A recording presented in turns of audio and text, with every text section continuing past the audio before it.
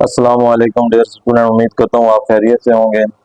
आज हमारा question number 9 है, चैप्टर नंबर 3, एक्सरसाइज 3.1। तो if A ratio B is equal to 7:6 है, find the value of 3a plus 5b ratio 7b minus 5 है। अब देखें, ये रेशो दी गई है A ratio B is equal to 7:6। मतलब हमारे पास क्या है, ए ओवर जो बी है वो है 7/6 के इक्वल। तो हमने फाइंड द वैल्यू, हमने इसकी वैल्यू फाइंड करनी है जो हमें वैल्यू गिवन है। तो देखें 3a प्लस 5, इसको पहले मैं फ्रैक्शन फॉर्म में लिखता हूँ, 7b माइनस 5 है। अब देखें a ओवर b है, जबकि हमारे पास सिंपल a दिया गया है। तो आपने क्या करना है, पहले आपने इसको डिवाइड कर देना है, बोथ नोमिनेटर और डिनोमिनेटर में b को दोनों तरफ आपने डिवाइड कर देना है। 7b माइनस 5 है ओवर बी। तो मैंने ए पर क्यों नहीं किया, क्योंकि हमारे पास फ्रैक्शन में क्या है, बी है, इसलिए। तो अब नहीं समझ, देखें ए ओवर बी है ना, तो बी पे डिवाइड कर रहा हूँ ए ओवर बी की वैल्यू को इसमें पुट करने के लिए। अब क्लियर हुआ है ये? तो जब बी पे मैंने ये वैल्यू पुट किया ओवर बी, ये ओवर बी हो गया। अब इसको अलग अलग कर दें, इस तरह 3a over B plus 5 B over B, और ये वैल्यू क्या आ जाएगी, 7 बी ओवर बी के, ये वैल्यू क्या आ जाएगी आपके 5 प्लस माइनस 5 ए ओवर बी के। यहाँ तक क्लियर हो गया है? वही चीज को अलग अलग किया। देखें यहाँ पर बी था ना, A over B, B over B, B over B और ए ओवर बी। क्लियर हो गया है?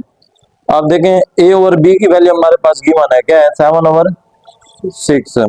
तो 3 into 7/6 प्लस 5, ये बी से बी कैंसिल हो जाएगा, डिवाइडेड बाय बी से ये बी कैंसिल, 7 और माइनस 5। ए ओवर बी किस चीज के इक्वल होता है, 7/6 के।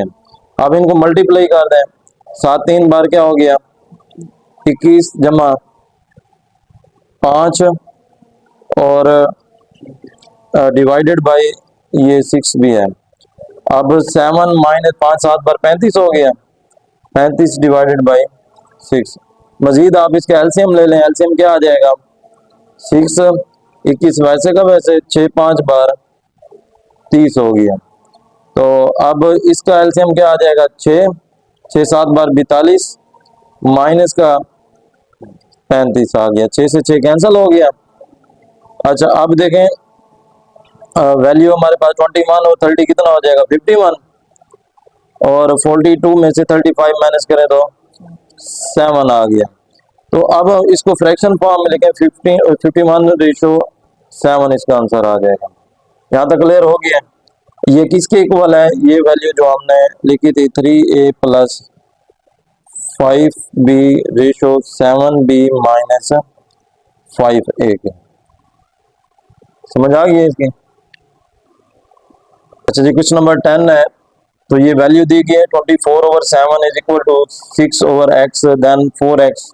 ये वैल्यू हमने फाइंड करनी है। 4x किसके इक्वल है? आप देखें इसको आप क्रॉस मल्टीप्लाई कर दें, 24x हो जाएगा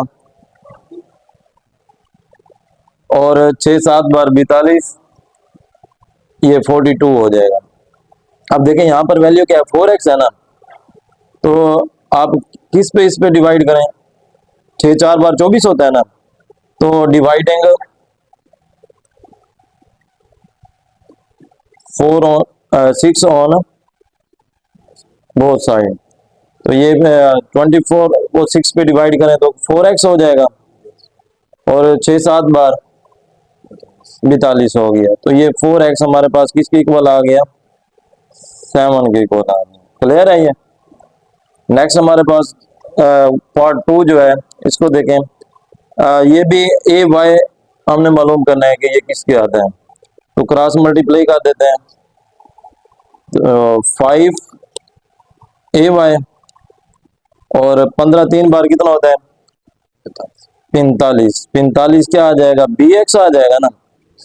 हमने इधर मालूम क्या करना है, ए वाई करना है, इधर क्या है 5 ए वाई। इसका मतलब है 5 को इधर आके डिवाइड कर देंगे, तो A Y is equal to 45 divided by 5 B X. तो ए वाई 5 9 बार कितना होता है अभी? 45 9 बी एक्स। तो ये आपका आंसर आ गया। क्लियर है जी। अच्छा नेक्स्ट देखें, ये पार्ट देखें भाई, 5Q हमने मालूम करना है, तो ये 5M को इसके साथ मल्टीप्लाई कर दें, क्रॉस मल्टीप्लाई करना है। 5 9 बार 45 MPQ। अब 18 को 2 से मल्टीप्लाई करें तो कितना आता है? 36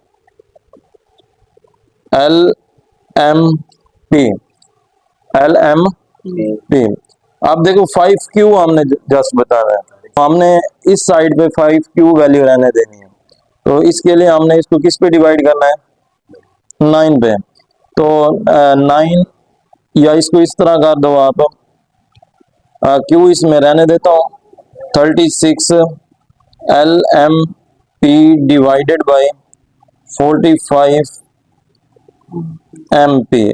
MP से MP कैंसिल हो गया, और 9 5 बार 45, 9 4 बार 36। Q इज इक्वल टू क्या आ गया? 4/5L। अब ये 5 जो है ना इधर आगे मल्टीप्लाई हो जाएगा, तो 5Q इज इक्वल टू क्या आ जाएगा? 4L। तो ये आपका आंसर है। क्वेश्चन नंबर 11 है भाई, इसका फर्स्ट पार्ट है फाइंड, हमने वैल्यू करनी है x की। तो ये प्रोडक्ट ऑफ एक्सट्रीम है इक्वल है product of mean. Product of extreme में आपने पहली वैल्यू को लास्ट वैल्यू के साथ मल्टीप्लाई करना होता है और इन दो को आपस में मल्टीप्लाई करना होता है। उर्दू में इसको कहते हैं तरफैन का हासिल ज़रब इक्वल होता है वस्तैन का हासिल ज़रब।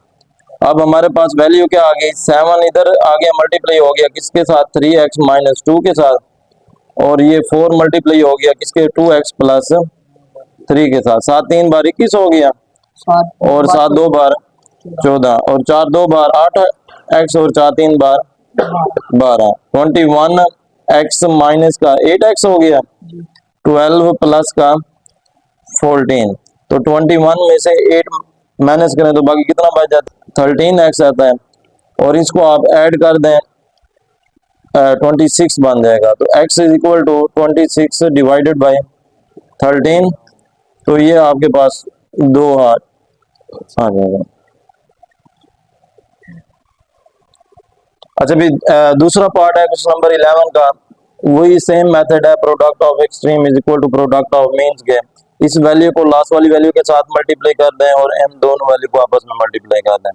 तो 3x माइनस 1 डिवाइडेड बाई 7, और ये हमारे पास आ गया 7/5 is equal to 3/5 multiply 2x divided by 3। अब 3 से 3 कैंसिल हो जाएगा, 7 से 7 कैंसिल हो जाएगा, तो 3x minus 1 is equal to 3x minus 1 divided by 5 is equal to 2x divided by 5 के। दोनों तरफ 5 है, तो मल्टीप्लाई 5 ऑन बोथ साइड।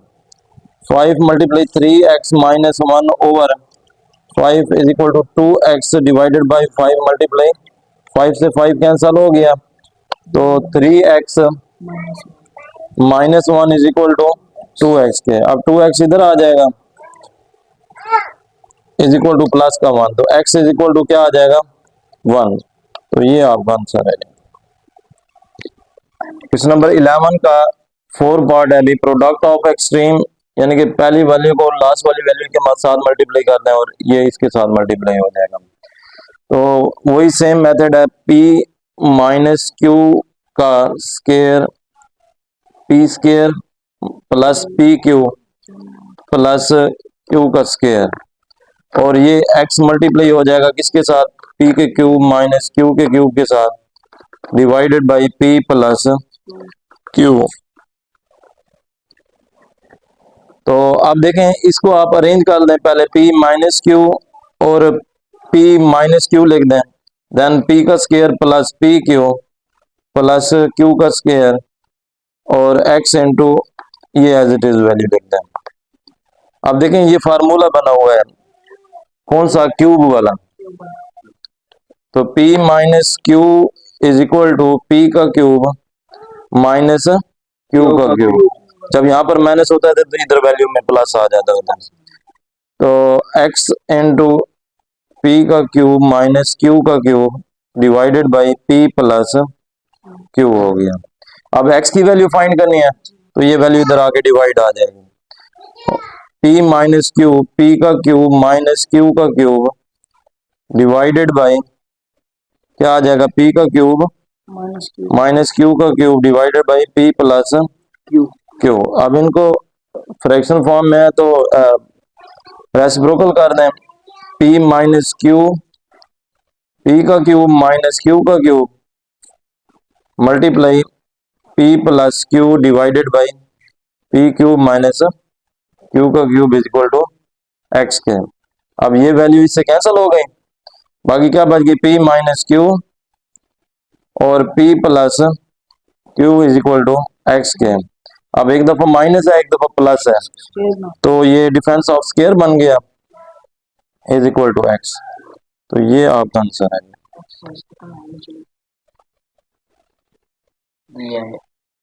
अच्छा भाई आप इसको मल्टीप्लाई करते हैं उसी मेथड से, product of extreme is equal to product of means के फर्स्ट वैल्यू लास्ट वैल्यू के साथ मल्टीप्लाई हो जाएगी और लास्ट ये दोनों आपस में मल्टीप्लाई हो जाएंगे। तो 8x 8 माइनस का x है ज़रब हो रहा है 11 माइनस 25 माइनस x के साथ। अब दूसरी वैल्यू क्या है जी, 11 माइनस x 16 माइनस x के। तो 25 को 8 के साथ मल्टीप्लाई करें तो ये आ जाता है 200x, फिर माइनस 25x, फिर इसको इसके साथ मल्टीप्लाई करेंगे तो 8x, ये इसके साथ मल्टीप्लाई हुआ तो प्लस x का स्क्वायर। अब 11 को 16 के साथ मल्टीप्लाई करें, 11 को 16 के साथ मल्टीप्लाई किया तो 176 और 11 को इसके साथ मल्टीप्लाई करें तो 11x, फिर माइनस का 16x, फिर माइनस का x है माइनस का x है तो माइनस प्लस x का स्क्वायर, दोनों तरफ सेम साइन है तो ये कैंसिल हो जाएंगे 16x। हाँ जी, अब यहाँ पर हमारे पास वैल्यू क्या ही है 200 माइनस 176, ये 25 और 8 को आप ऐड कर दें तो ये 33 बन जाता है। तो ये माइनस का 33 बनेगा, इधर आगे क्या हो जाएगा प्लस का 33x। क्लियर है। अच्छा अब हमारे पास वैल्यू इधर कौन सी बची है 11x और 16x, ये हो जाएगा माइनस का 27x। अब इनको आप सिंपलीफाई करें, 200 में से 176 माइनस करें और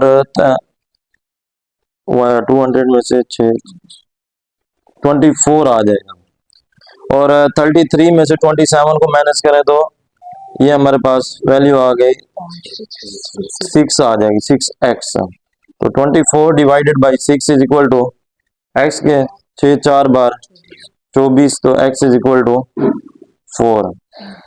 तो आज ये एक्सरसाइज कंप्लीट हो गई है। मजीद वीडियो देखने के लिए मेरे चैनल के साथ जुड़े रहिए। तो तब तक के लिए मुझे इजाज़त दीजिए। वस्सलाम।